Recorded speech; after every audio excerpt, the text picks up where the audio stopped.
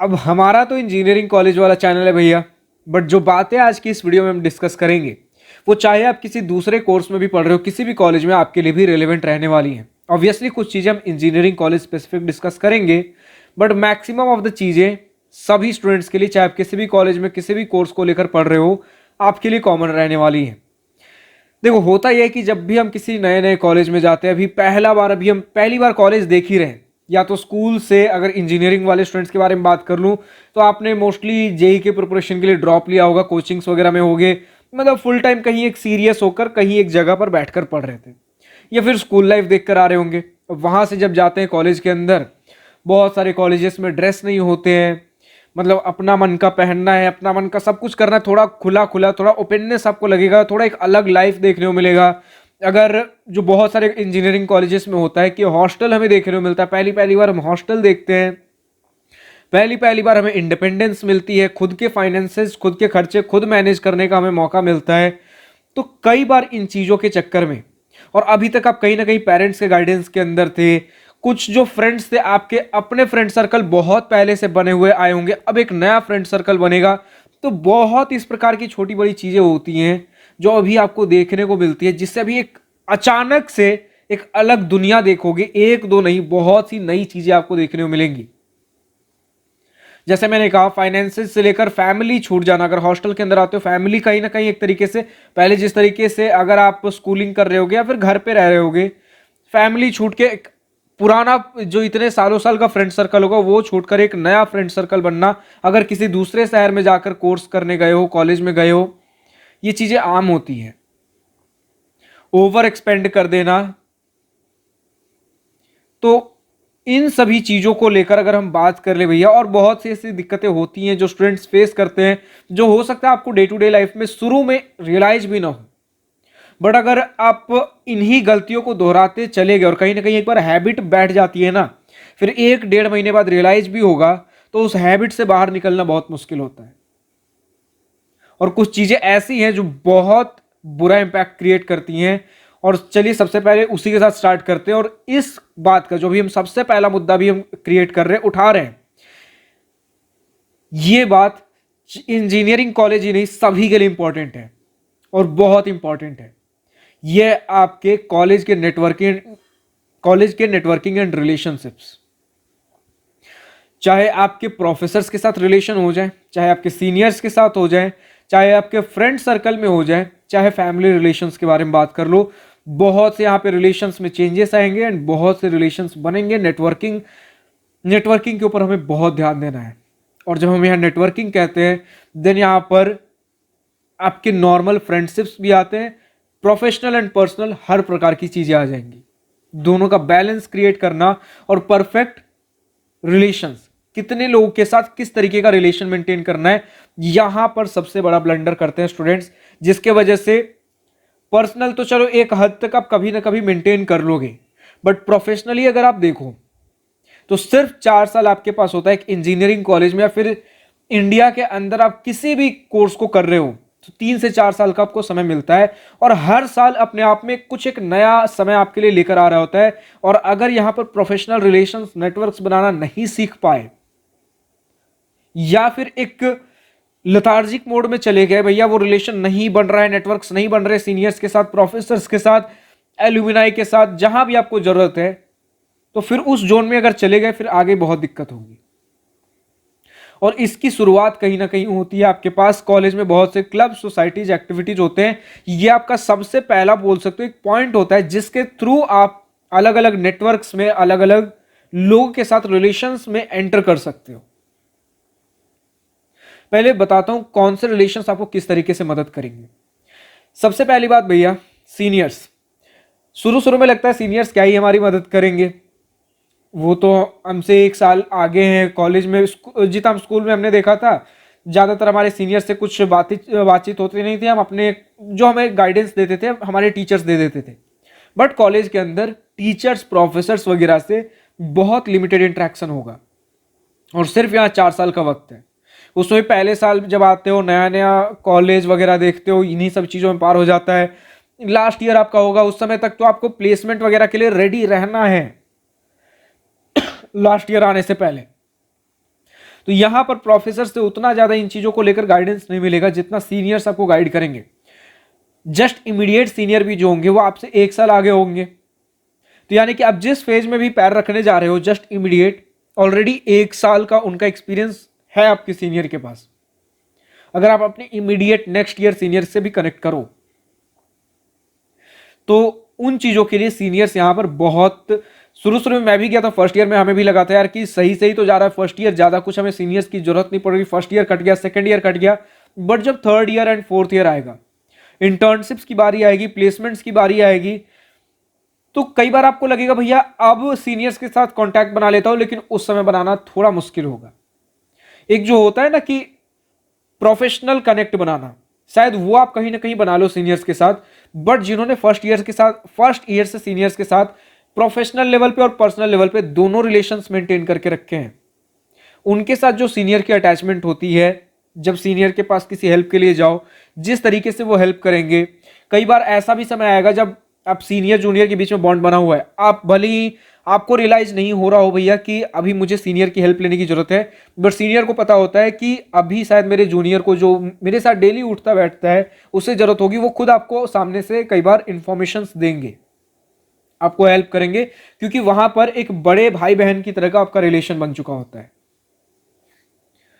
तो कहीं ना कहीं आप जब सीनियर के साथ बात करते हो तो इन प्रोफेशनल के साथ पर्सनल रिलेशन भी बनाकर चलते हो। कभी उन्हें अगर आपकी कुछ जरूरत है, कहीं से कुछ स्टेशनरीज अरेंज करने होगा, कुछ भी, तो वो आप उनकी हेल्प करोगे एंड कभी वो आपकी हेल्प करेंगे। इस तरीके से आप रिलेशन बनाकर चलते हो सीनियर्स के साथ। जब हम बात करते हैं प्रोफेसर्स के साथ, देन अगर आपको किसी प्रोजेक्ट के ऊपर काम करना हो, किसी रिसर्च के ऊपर काम, किसी कुछ रिसर्च करने का मन है, या फिर किसी एक पर्टिकुलर फील्ड में आपको कुछ कभी हेल्प पड़ी प्रोफेसर की, तो आउट ऑफ अ सडन ऐसा नहीं होता कि आप प्रोफेसर के पास चले गए और आपको हेल्प मिल गई। आपको पहले पता होना चाहिए भैया कि किस प्रोफेसर के पास जाना है। शुरू शुरू में रिलेशन नहीं होगा, देन वो सिर्फ ऐसा होगा कि आपको किसी के थ्रू पता चल गया इस प्रोफेसर के पास जाना है, आप जाओगे। प्रोफेसर भी अपने लाइफ में कहीं ना कहीं बिजी होते, थोड़ा बहुत जितना हेल्प हो सकता है आपकी थोड़ी बहुत हेल्प करेंगे बस। लेकिन जब शुरू से एक कनेक्शन रहता है प्रोफेसर के साथ, अब मान लेते हैं शुरू में कभी किसी प्रोफेसर ने आपके साथ कुछ कम्युनिकेट करने की कोशिश की, आपने ना वगैरह करके मेरे पास अभी काम है आपका, मैं काम नहीं कर सकता, कुछ भी इस तरीके से मान लेते, वो बॉन्ड नहीं बन पाया, एक नेगेटिव इंप्रेशन अगर प्रोफेसर के पास चला गया, देन कभी आपको प्रोफेसर की जरूरत होगी, देन वो भी आपकी मदद नहीं करेंगे। हो सकता है कुछ प्रोफेसर हेल्पफुल नेचर के ना भी हों, लेकिन जो हेल्पफुल नेचर के होते भी हैं, अगर कुछ नेगेटिव इंप्रेशन आप शुरू से बना रखे हो, देन कभी अगर कुछ काम पड़ता है फिर चीजें नहीं हो पाएंगी। अब बोलोगे भैया कितने प्रोफेसर से हम इस तरीके के रिलेशंस बना के रखें। सीनियर्स के साथ तो चलो डे टू डे बेसिस पे इंटरेक्शन हो जाता है, प्रोफेसर के साथ उतना इंटरेक्शन नहीं हो पाता, तो हर प्रोफेसर के साथ हम कैसे मैनेज रखें। तो हर प्रोफेसर के साथ डे टू डे बेसिस वाला इंटरेक्शन मत रखो, लेकिन जिन प्रोफेसर से भी कुछ अगर काम पड़ा है कभी, तो एक पॉजिटिव इंप्रेशन या एक न्यूट्रल इंप्रेशन बना के रखो। कभी अगर कुछ काम पड़ता है तो आपके लिए इजी पड़े किसी भी एक उस नेटवर्क में घुसना, और आपके सीनियर के थ्रू आपको पता चल जाएगा कि इनमें से कुछ ऐसे गिने चुने प्रोफेसर्स जो कि आमतौर पे सीनियर्स के साथ कभी किसी प्रोजेक्ट के थ्रू, कुछ ऐसे प्रोफेसर्स होते हैं कुछ कॉलेजेस के अंदर जो कुछ अलग अलग प्रोजेक्ट्स वगैरह में एंगेज्ड होते हैं, या फिर स्टूडेंट्स सीनियर्स उनके पास ही कई बार जाना प्रेफर करते हैं। तो पता चल जाता है कि ये कुछ गिने चुने प्रोफेसर्स हैं जो कि हमारे काम आ सकते हैं, कभी उनके साथ एक अच्छा कनेक्शन बनाकर रखो। कभी उन्हें किसी चीज की जरूरत पड़ी, कभी उन्होंने कुछ कॉल किया, कभी कुछ मैसेज किया, तो उनका प्रॉपर रिप्लाई दिया करो। That's it. ठीक है, अब बात कर लेते भैया, ये सारी चीजें प्रोफेशनल हो गई। अब कॉलेज के अंदर जाते हो ना, तो हर साल बहुत सी चीजें हमें देखने को मिलती है जो कहीं ना कहीं मेंटल प्रेशर बर्डन भी क्रिएट करते रहता है।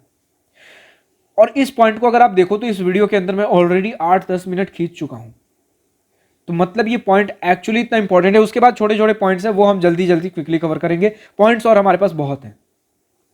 अब बात करते भैया कुछ पर्सनल लेवल पे, हम अगर रिलेशंस के बारे में बात कर ले, जैसे हमारे फ्रेंड सर्कल हो गए। फ्रेंड सर्कल भी अब दो तरीके के होंगे, एक आपका बहुत क्लोज फ्रेंड सर्कल होगा और एक होगा भैया नॉर्मल फ्रेंड सर्कल। अब जब कॉलेज के अंदर आते हो तो सिर्फ अपने ब्रांच में, अब डिपेंड करता है कि ब्रांच के अंदर कितने लोग हैं। अगर मान लेते 50-60-100 लोग भी हैं तो ट्राई करिए सिर्फ अपने ब्रांच के अंदर ही नहीं, पूरे बैच के अंदर जितने ज्यादा से ज्यादा लोगों से हो सके मैं नेटवर्क बना के रखूं, मैं फ्रेंडशिप्स बना के रखूं। अब बहुत सारे वो ऐसे नहीं होंगे क्लोज फ्रेंड सर्कल के अंदर, बस हाँ कभी कभार कुछ बातचीत हो गया, कभी दिख गए, हाय हेलो हो गया, इस तरीके से कि अगर अभी कभी भी हमें उनकी जरूरत पड़ती है तो वो न्यूनेस ना लगे, मतलब अनजानापन ना लगे।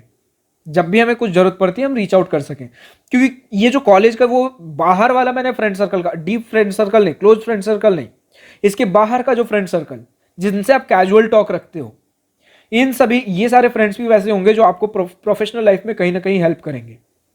तो इनके साथ ऐसा कैजुअल फ्रेंडशिप मेंटेन रखिए। बहुत ज़्यादा इनके साथ वैसा मेंटेन रखना नहीं है, क्योंकि ये भी आपसे बहुत ज़्यादा उम्मीद नहीं करते। इनके भी अपने, हर किसी के कुछ ना कुछ फ्रेंड सर्कल होते हैं, क्लोज फ्रेंड सर्कल, उनमें हर कोई बिजी है। बाकी उसके बाहर का जितना है वो भी आप जितना उनसे बस हाय हेलो कर रहे हो उसी तरीके से चीज़ें चलती है। किसी से वैसा नहीं रखना भैया कि बातचीत ही नहीं हो रहा है, मैं हाय हेलो भी नहीं कर पा रहा हूं, वैसा नहीं रखना हमें। जितने ज़्यादा से ज़्यादा लोगों तक हमें कनेक्शंस बना के रखने हैं। फिर इसके बाद आपका कुछ एक बहुत क्लोज फ्रेंड सर्कल होगा, उससे फर्स्ट मंथ ऑफ जब आप कॉलेज में आओगे उस समय से डिसाइड मत करिए। कई बार होता है फर्स्ट ईयर के अंदर आपके 8-10 आपको लगेंगे भैया ये तो मेरा सबसे बेस्ट फ्रेंड का ग्रुप है। सेकेंड ईयर में छठ के उसमें से 5-6 लोग हो जाएंगे।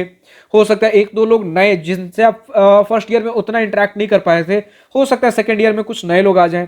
थर्ड ईयर फोर्थ ईयर आते आते हो सकता है गिने चुने सिर्फ 2 से 3 लोग बचे जो कि फाइनल फ्रेंड सर्कल में। और ज्यादातर लोगों को देखोगे जो बहुत close friend circle fourth year तक बचेगा, 2 से 3 लोग ही बचेंगे।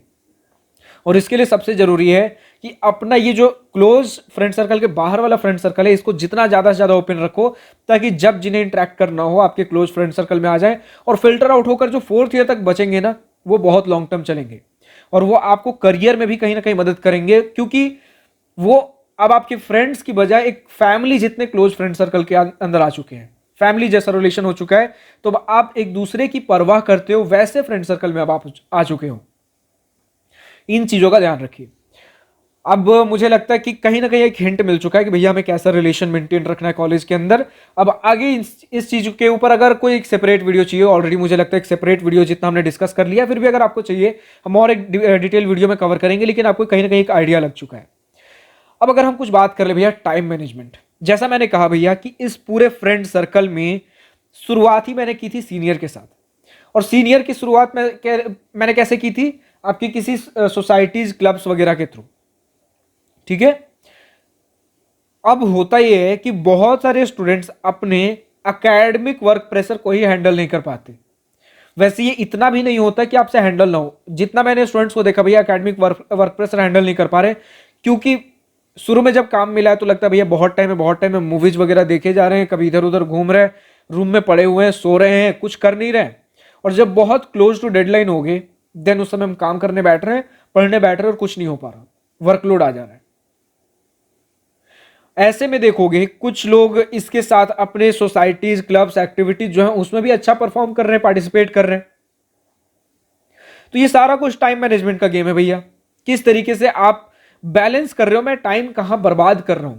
अगर ये डे टू डे बेसिस पे नोटिस करना चालू कर दिया मैं टाइम कहां बर्बाद कर रहा हूं, आपको पता चल जाएगा मुझे टाइम कहां सेव करना है, ताकि मैं फ्रूटफुल चीजों जैसे एकेडमिक्स के ऊपर, मेरे सोसाइटीज एक्टिविटीज क्लब जहां पर आपके नेटवर्क्स एंड पर्सनैलिटी दोनों डेवलप होंगे, कम्युनिकेशन लीडरशिप स्किल सब कुछ आपका सोसाइटीज क्लब्स के थ्रू, अगर आपका कुछ दूसरा साइड हसल नहीं है देन यहां से सारी चीजें डेवलप होंगी। इन चीजों के ऊपर ध्यान रखिए। दूसरी बात, हम कहीं ना कहीं वीडियोज वगैरह में देखकर आते भैया कि कॉलेज लाइफ बहुत फन होता है, लेक्चर्स वगैरह बंक कर सकते हैं, क्लासेस बंक कर सकते हैं, बट ऐसा हमें शुरू में नहीं करना है। ऑब्वियसली आगे में कुछ आपको ऐसे क्लासेस लेक्चर्स मिलेंगे जिन्हें आप चाहोगे कि अब हम बंक कर सकते हैं, लेकिन वो तब जब आप खुद के एक्सपीरियंस से सीख लो। एटलीस्ट पहले 3-4-5-6 महीने आप कॉलेज लाइफ देखो, हर चीज जितना ज्यादा से ज्यादा कॉलेज के डिफरेंट चीजों में आप इंगेज हो सकते हो, और उसमें सबसे ज्यादा इंपॉर्टेंट आपके एकेडमिक्स होंगे। मानो ना मानो, आज लगता है भैया सीजीपीए बहुत इंपॉर्टेंट नहीं है, बहुत सारे स्टूडेंट्स आगे चल के रिग्रेट करते हैं भैया मेरा सीजीपीए बढ़ ही नहीं पा रहा। सबसे ज्यादा स्कोरिंग समय फर्स्ट ईयर होता है, और फर्स्ट ईयर का भी सबसे ज्यादा जो शुरुआती का समय होगा, जो आपका हैबिट बिल्ड करेगा, वो आपका फर्स्ट सेमेस्टर होगा। इसका भी हैबिट बिल्ड होना फर्स्ट मंथ से चालू हो जाता है, तो शुरू में बहुत इंपॉर्टेंट है अब किस तरीके से अपने पहले कुछ दिनों को ढालते हो। क्लासेज बंक नहीं करने, सारे लेक्चर्स अटेंड करने, धीरे धीरे खुद फिगर आउट करो भैया कि कौन से लेक्चर्स या फिर कौन से प्रोफेसर्स, कौन से सब्जेक्ट्स ऐसे लग रहे हैं जिन्हें अब हम खुद से भी मैनेज कर सकते हैं। बट ट्राई करिए फर्स्ट सेमेस्टर में जितने ज़्यादा से ज़्यादा ऐसे सेमेस्टर्स में आप इंगेज हो सकते हो रहने की कोशिश करिए, धीरे धीरे सीखिए। सडनली हमें कुछ डिसीजन लेने की जरूरत नहीं है, बड़े डिसीजंस। और इसी के साथ आता भैया, जब सीजीपीए के बारे में बात कर रहे हैं, बहुत सारे स्टूडेंट्स ऐसा लगता है भैया एग्जाम्स वगैरह मार्क्स तो बस आ जाते हैं एक रात पहले 2 रात पहले पढ़ के भी। मैं बोलूंगा पहला जो सेमेस्टर होगा उसमें 1 वीक की भी गलती मत करिए। शुरू से डेली, पहले दिन से डेली 2 से 2.5 घंटे एटलीस्ट पढ़िए। ज्यादा से ज्यादा क्या हो जाएगा, कुछ एक्स्ट्रा ग्रेड आ जाएंगे जो हो सकता है। अब अगर आपको लग रहा है ये बहुत ज्यादा एक्स्ट्रा ग्रेड, इतना मुझसे हजम नहीं हो रहा, धीरे धीरे अगर मान लेते इधर उधर अगर भटक भी जाते हो आगे कुछ सेमेस्टर्स में, देन ये शुरू में स्कोर जो आपने ग्रेड किया है ये आपका आगे की ग्रेड्स को मैनेज रखेगा और आप आगे के अपने कॉलेज लाइफ को थोड़ा चिल होकर एंजॉय कर पाओगे। सेकेंड ईयर में ऐसा आएगा जब थोड़े से हैवी सब्जेक्ट्स आएंगे, ग्रेड स्कोर करना मुश्किल हो जाएगा। थर्ड ईयर में आपको समय चाहिए होगा इंटर्नशिप प्रिपरेशन के लिए, फोर्थ ईयर में समय चाहिए होगा प्लेसमेंट प्रिपरेशन के लिए।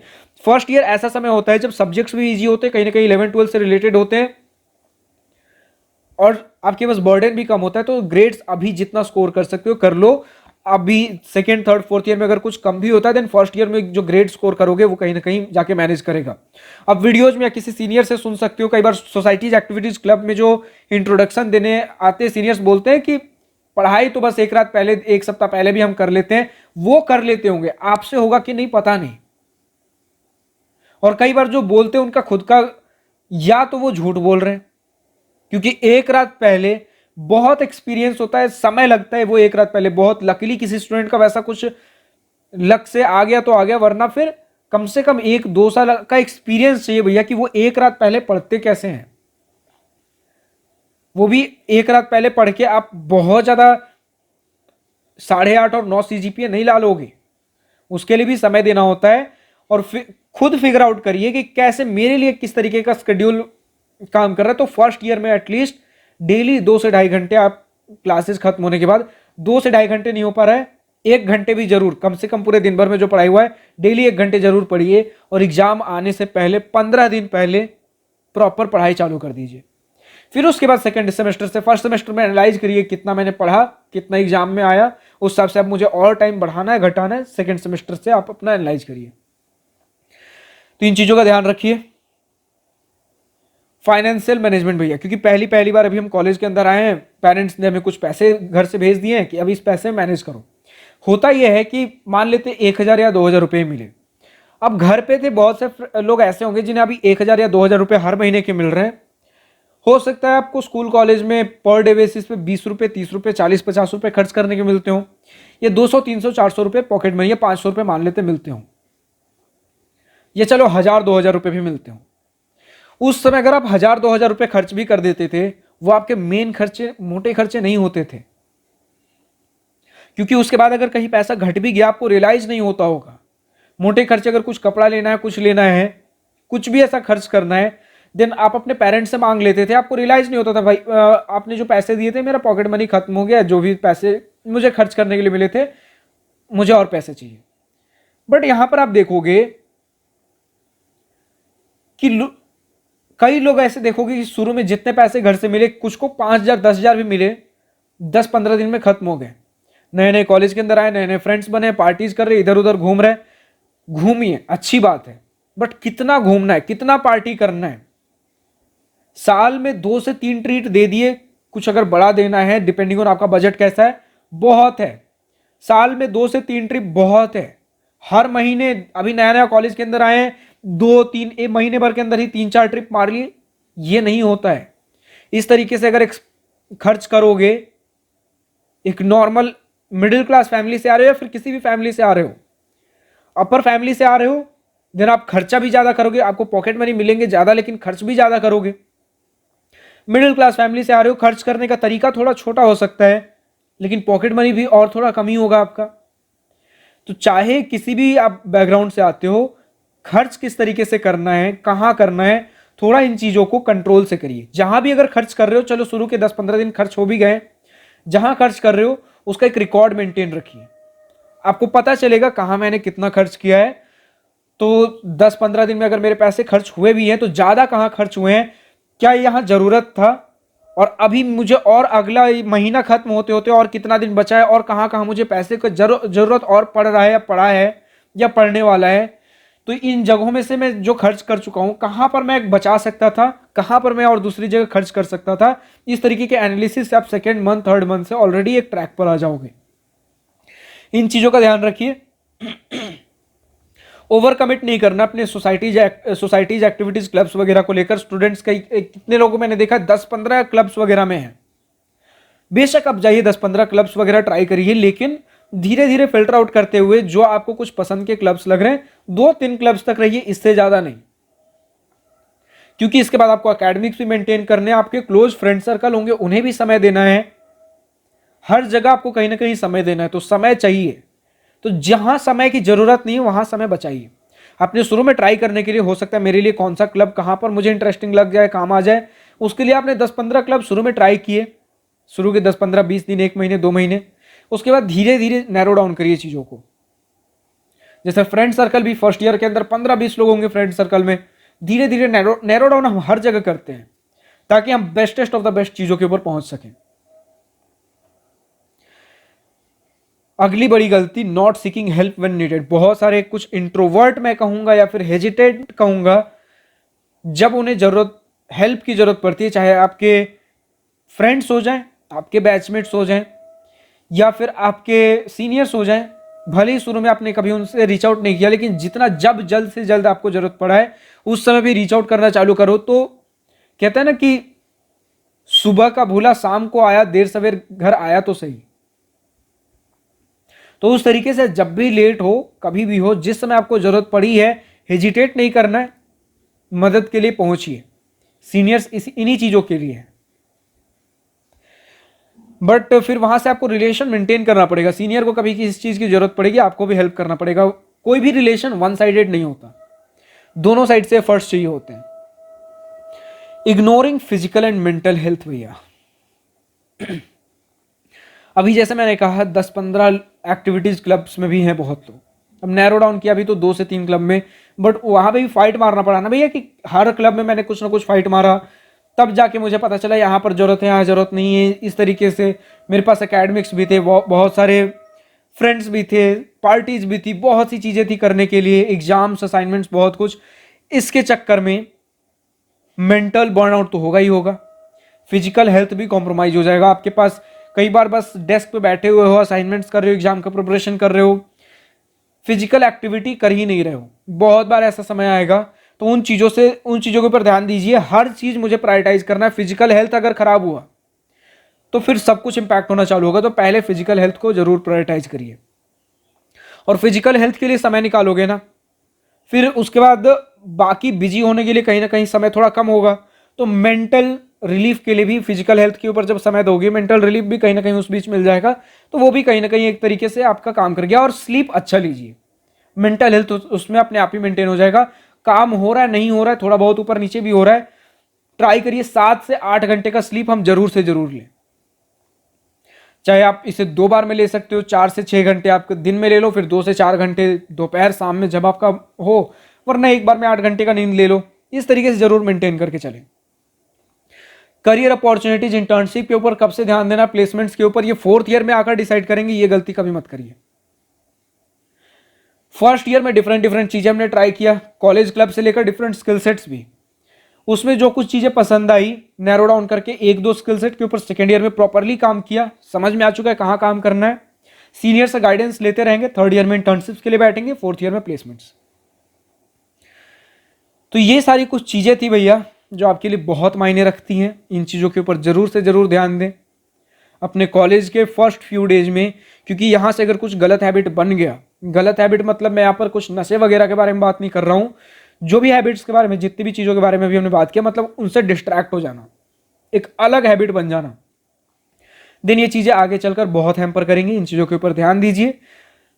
अब अगर किसी एक पर्टिकुलर टॉपिक के ऊपर वीडियो चाहिए, कमेंट सेक्शन में लिखकर बताइए, जरूर उसके ऊपर वीडियो बनेगा। लेकिन अगर इंजीनियरिंग कॉलेज एडमिशन सिलेक्शन में दिक्कत आ रहा हो, मुझसे गूगल मीट वीडियो कॉल के थ्रू 1-on-1 अगर बैठकर बातें करना हो, डिस्कस करना हो, जानना हो, गाइडेंस चाहिए हो, देन आप दिवास्त्रा स्टूडेंट काउंसलिंग के लिए रजिस्टर कर सकते हो। लिंक नीचे डिस्क्रिप्शन में दिया गया है, क्लिक करिए, वेबसाइट पे जाइए, रजिस्टर करिए। फिलहाल आज की इस वीडियो में इतना ही। अगर वीडियो पसंद आया तो लाइक शेयर और दिल खोल कर करिएगा, और अगर कुछ दिल की बातें, कुछ मन की बातें लिखकर बतानी हो या पूछनी हो तो कमेंट सेक्शन आप ही के लिए तो है। Thank you for watching this video. Good bye, nice day, wish you all the best for future, enjoy journey.